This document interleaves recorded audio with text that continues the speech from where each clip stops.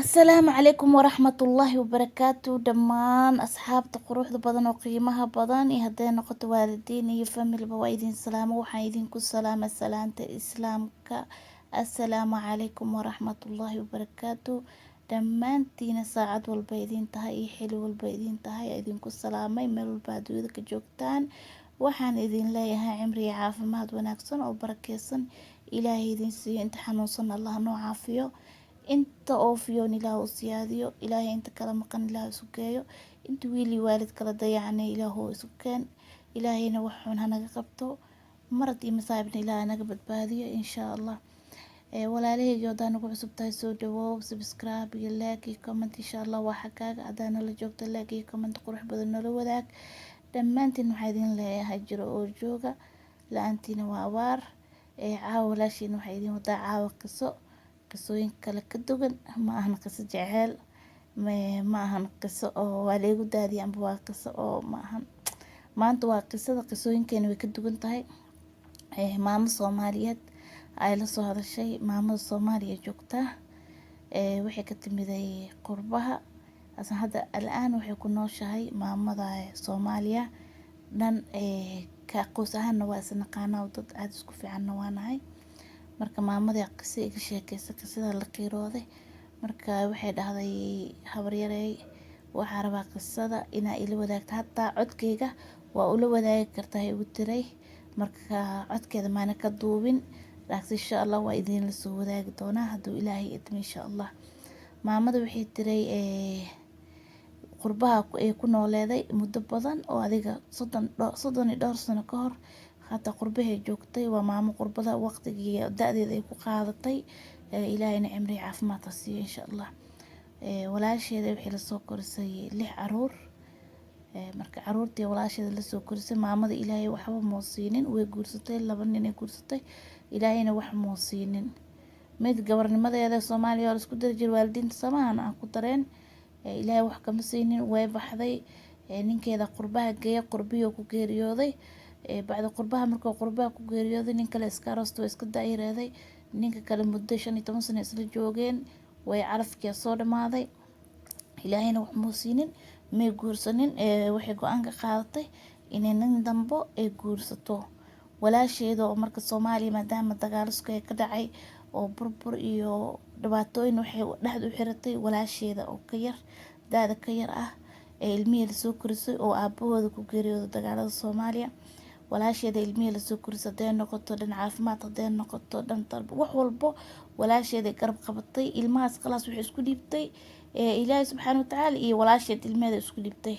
ilmihii walaasheeda la soo korisay haday noqoto waxbarasho, haday noqoto jaamacad inay dhameeyaan, haday noqoto wax walbo walaasheeda maasha allah isku dhiibtay. laana adduunyadani labadood unbaa ku noolaa oo cid kale hooyadood iyo aabahooda maysa dhalin. marka labada walaasheed 6 caruur la korisay, qaar way u guurisay, qaarna ma guursanin oo way joogaan. maamadii maadaama qof ee noqotay, waxay go'aansatay inay u soo noqoto Afrika u soo noqotay inay wax ay samaysato sida maalgashi kaleente, dukaamo iyo waxaas ay furto. dukaamadii markay furto Soomaaliya imaatay, ileen awlaad ma u joogto Soomaali, awlaad walaasheeda unbaa awlaad u ah. way timiday sanadii ugu horeeyay markay timiday, dukaamadii iyo carwooyin waxay furtay, wax xoolo iska dhaqaale yar iska wadatay. maasha allah ilaah uu kala kiciyay. wiilka weynaa walaasheeda ku wareejisay meel, waxay tiri maadhow meeshaan joog, adiga xaas leh, ilmaha ka babiyeyso, wixii faa'iidana ku xisaabtamno, lafahane sanad kasta soo caday. meel baqaarna way furtay, walaasheed iyo gabadheeda kale ee u dhiibatay. ayadana meel ay ka shaqeysaa, maamada bardo ma fadhiso, qof shaqeysanaysa maasha allah ilaahay xafido. markaan muhiim waxaa dhacday walaasheeda tan oo ka yar 6 caruur dhashay oo ilmaha lala soo koriyay, oo rafaadkii Soomaaliya iyo dhibaatada ognahay oo marxalada adag soo martay, qofkii oo gacan ku soo siiyay inaa hilmaanteed ma ahan. marka waxay mar walba ilmaheeda markay la xisaabtamayso, wiila wuxuu qasaariyay, marka hanti badan ka qasaariyay. wiilkii adiga maxay u saysaan waxaan u sameysay oo kaleenta, wiilkii qaysay ilmaha iga cunin qumaye way ku bilowday. camuum haddana wiilka weynaay adiga wuxuu guursaday naag oo gabadhii hantidii dhan ma aqaan adiga way isdaba mariyeen, waxay isdaba mariyeen marka xoolihii isdaba mariyeen, markay isdaba mariyeen haddana wiilka weyna maandho maxaa haddana saan u sameysay, habartiyaaba soo boodays intay ilmihii jawaaban habarirtooda u jawaabin, maamadiyaaba habaryar oo hooyadii oo wiil ilmaha dhashay aaba taaganba walaasheed afka ku taagayso, ilmaha hayga cunin, qumayaa tahay, ma dhashaa tahay, kanaa tahay, kadhacoo tahay, waayo halaas dhan u rafaadaysay ayada waxay tiri ani waan ilaahay hadduu isii waan dhali karay oo calafkeyga waa raadi kari maadaama dagaaluskay wadankii dhacay walaashay ninkeeda la dilay, inaan dhexda aan u xirto oo agoontan ajir aa karaasada aa koriyo waxbarashadooda kulli aan kafaalo qaada, maantana waxay iigu jawaabtay oo awaalkeyga oo noqoyane inaan ma dhashay tiraaho kelmadaas aada ugu xalool xumaaday dhahday, walaashayna kama filanaynin, hadda waan heshinay tiraas waan kasoo guuray,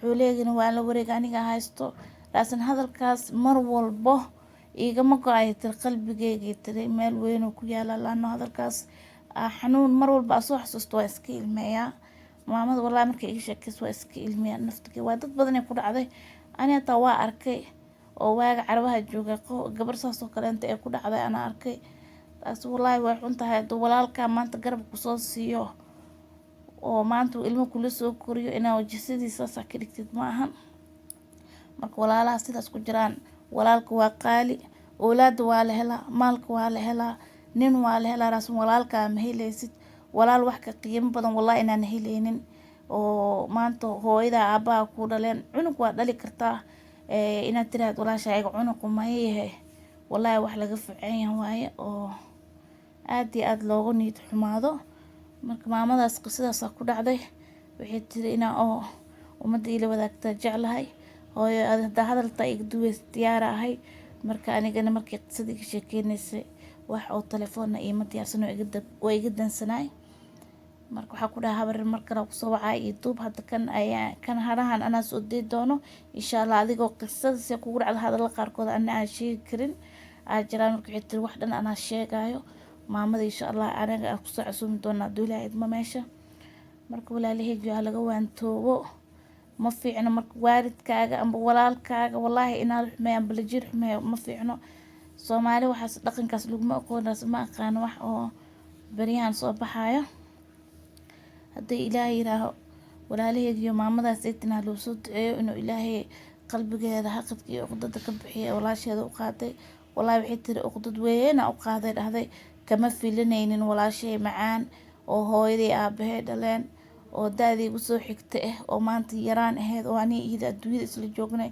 oo wiil iyo maxaa la dhahaa iyo walaalba isku ahayn wiil iyo waalid isku ahayn dhahday ma ka filanayna hadalkaas inay tiraaho, hadalkaasna si xun oo ii dhaawacay dhahday maamada ha laysoo duceeyo maxaa la dhahay sheeko ummadana la wadaagay ugu tiray hooyo macaani allah ku cawido qalbigaagana ilaah ku adkeeyo, walaashaan allah kuu soo hanuuniye ayadii ubadkeeda, dad badan ee ku dhacdo wallahi anaa arkay, hataa sacuudiga ku arkay gabar oo muddo ay shaqeynaysa gabarnimada ku weynaatay, markay gabarnimada ku weynaatay reerka Soomaali ee tagtay carabaha wax laga keenayo maba jirto, haddaa reer biilaysid kiradaas aad degan tahay khalaas shoppingkaaga waxaa soo qaadatay bil dhanba waa intaas, alcamo waxay tagtay Soomaali markay tagtay ilaa qof guursanaa mala 40 iyo ka badan ay jirtaa waxaa la dhahay ilmaha baraf waxay tiri barafa waxaa u dirsaday tiri walaashay cunuga dhashay kuleelaa jiray dhahday bil maars ay ahaday barafaa u dirsaday cunuga barafaa iga dirin kuleelka adaa dhali waysay ay dhahday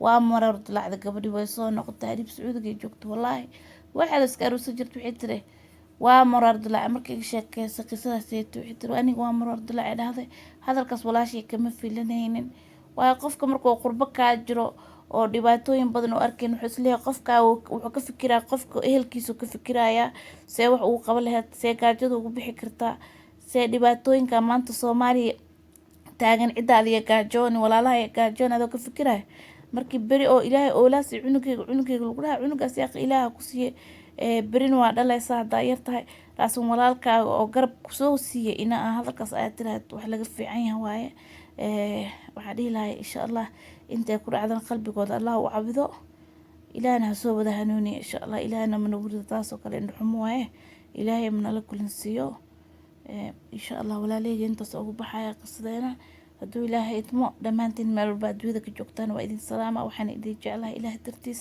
maamadaasna loo soo duceeyo, inta dhibkaas camal oo falkaas camal sameynaysana ha ka waantoodo, inta ay ku dhacdane ilaahay kulley ha u saqiro insha allah. wax kaloo dhihi karno ma lahan, waayo walaalkaa kuu xumaaday waxaa laga sameyn kara mala, wax laga qaban karana ma lahan. allah usoo hadeeyaa dhihi karnaa insha allah. dhammaantiin waa idin salaama walaalahayga quruxda badan. wasalaamu calaykum waraxmatullaahi wabarakaatu.